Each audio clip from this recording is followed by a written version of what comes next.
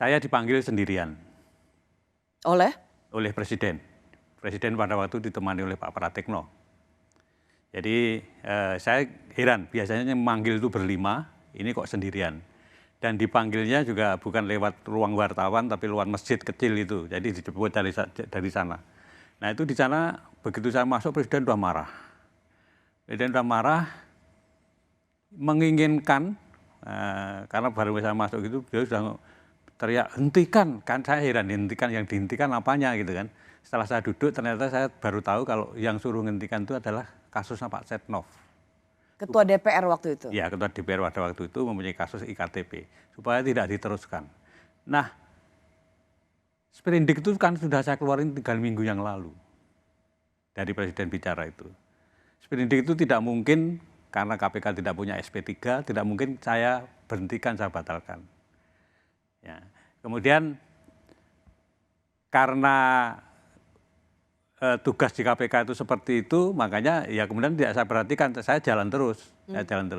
Tapi akhirnya kan dilakukan revisi undang-undang, nanti kan intinya revisi undang-undang itu kan SP3 menjadi ada, kemudian di bawah Presiden, karena apa pada waktu itu mungkin Presiden merasa bahwa ini Ketua KPK diperintah Presiden kok nggak mau, apa mungkin begitu kemudian Itu gelagat awalnya ya? Ya. Jadi ini sebuah kesaksian ya, dan fakta yang Pak Agus alami bahwa Bapak dipanggil oleh Presiden untuk menghentikan kasus IKTP Ya. yang mentersangkakan Setia Novanto waktu itu menjadi Ketua DPR. Ya.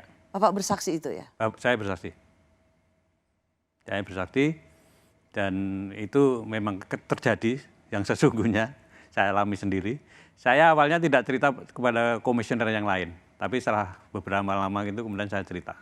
Dan terkait dengan pernyataan Bapak Agus Raharjo yang disampaikan di sebuah media, saya ingin menyampaikan beberapa hal. Yang pertama, setelah dicek, tidak ada pertemuan yang disebut-sebut dalam agenda Presiden.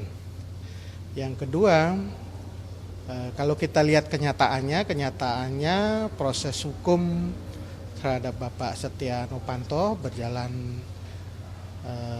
seperti yang kita ketahui bersama, jalan pada tahun 2017, berjalan dengan baik gitu, dan sudah ada putusan pengadilan yang berkekuatan hukum tetap pada saat itu. Dan kalau teman-teman cek pernyataan resmi dari Bapak Presiden tanggal 17 November 2017, Bapak Presiden menegaskan agar Bapak Setia Novanto mengikuti proses hukum yang ada di KPK, dan Bapak Presiden yakin bahwa proses hukum itu akan berjalan dengan baik ya. Dan yang terakhir saya ingin sampaikan juga bahwa revisi Undang-Undang KPK itu adalah inisiatif DPR pada tahun 2019 dan bukan inisiatif dari pemerintah. Sekira itu saja yang ingin saya sampaikan terkait dengan pernyataan Bapak Agus Raharjo ya. Jadi nggak tahu kan itu tidak ada di dalam agenda resmi Presiden, tapi biasanya kan ada agenda-agenda di luar agenda resmi yang di-share ke media. Itu sudah di cross check juga, tidak ya, ada pertemuan sama sekali. Informasi yang saya miliki adalah tidak ada agenda saat itu dengan Bapak Presiden. Sebutkan juga di dalam pertemuan tersebut ada Pak Pratikno. Pak Pratikno sendiri sudah sempat ngobrol-ngobrol, kalau tidak ada hal tersebut, tidak ada pertemuan tersebut. Nanti bisa dicek ke Pak Pratikno karena beliau saat ini berada di Dubai ya. Tapi dari agenda yang ada terkait dengan agenda Bapak Presiden tidak ada pertemuan yang disebut-sebut itu. Tapi Istana melihatnya apa keperluan atau kepentingan Pak Agus Raharjo mengungkapkan hal tersebut di tengah KPK yang sedang naik turun? Ya, kita semua berharap KPK bisa menjalankan tugas fungsinya dengan baik.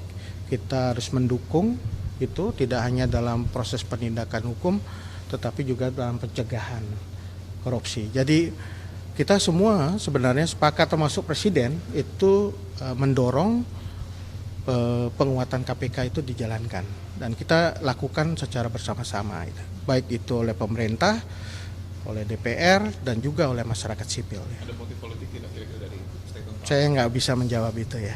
Beli ada kekhawatiran nggak misalkan ganggunya citra pemerintah atau misalkan adanya unsur sentimen negatif kepada pemerintahan ke depan akibat dari pernyataan para Agus Raharjo ini, Pak?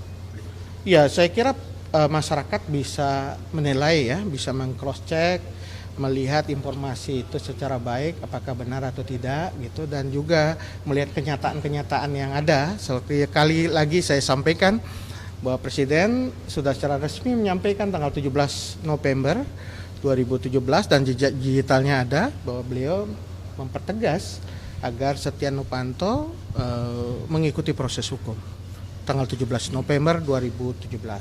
Teman-teman bisa cek bersama. Dan itu memperlihatkan bagaimana Presiden berkomitmen juga dalam proses hukum, ya, mendorong proses hukum itu berjalan dan yakin proses hukum itu berjalan dengan baik di KPK. Dan kita ketahui setelah itu proses berjalan di KPK dan ada putusan pengadilan ini berkekuatan hukum tetap. Ya. Jadi soal kemarin kan singgung juga soal revisi undang-undang KPK. Jadi sebenarnya berarti bisa membantah bahwa memang akibat kejadian kasus presiden yang disebut marah-marah itu akhirnya membuat jadi revisi undang-undang KPK itu. Ya, revisi KPK kan terjadi tahun 2019 ya. 2 tahun setelah penetapan Pak Setia Novanto menjadi tersangka. Ini kita bisa lihat apakah itu ada hubungannya. Karena ini proses yang berbeda ya, yang terjadi 2 tahun setelah itu. Tapi revisi undang-undang KPK memang bukan dari inisiatif pemerintah, berarti bisa berdasarkan. Bukan inisiatif dari pemerintah, itu inisiatif DPR. Tadi kan sempat disinggung banyak soal KPK, Pak Anies. Baru saja ex-ketua KPK juga bercerita kalau dia pernah ditekan atau pernah dimarahi begitu untuk menyetop kasus IKTP oleh Presiden Jokowi. Tanggapannya Pak Anies sendiri bagaimana, Pak? Ya, menurut hemat kami, tugas dan kewenangan KPK harus dikembalikan sehingga KPK memiliki independensi, memiliki ruang untuk menegakkan hukum tanpa ada intervensi dari manapun juga. Dan itu perlu ada supaya benar-benar menjadi institusi yang kredibel. Kita negara hukum, bukan negara kekuasaan. Sempat ada intervensi dari Presiden untuk minta di stop. Itu bagaimana, Prof? Apa ya tanggapannya? Lalu apa boleh Presiden ikut intervensi, Prof? Kalau mau bicara boleh, itu tentu tidak boleh. Lembaga penegak hukum itu tidak boleh diintervensi oleh siapapun. Tapi apakah itu benar atau tidak bahwa Presiden mengintervensi Pak Agus? Itu Pak Agus yang tahu. Kalau kita kan ada yang tahu baru dengar sekarang juga. Dan pengakuan dia juga tidak pernah bilang ke orang lain kecuali saat ini terpaksa bilang katanya karena ditanya. Ya biar masyarakat menilai bagaimana kasus ini. Tapi memang kita tidak boleh mengintervensi penegakan hukum. Saya sendiri tidak pernah. Menurut kami apa yang disampaikan Pak Agus Raharjo sangat meragukan.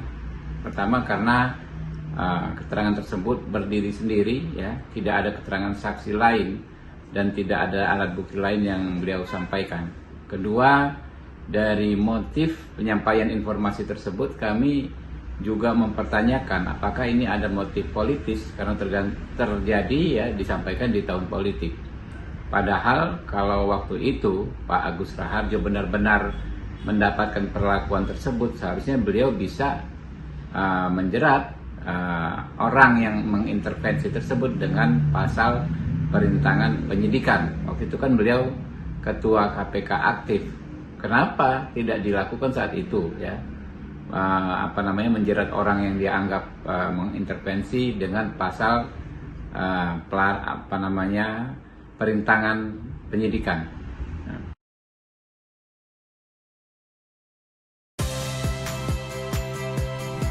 Saya Audrey Chandra, saksikan program-program Kompas TV melalui siaran digital, pay TV, dan media streaming lainnya. Kompas TV, independen, terpercaya,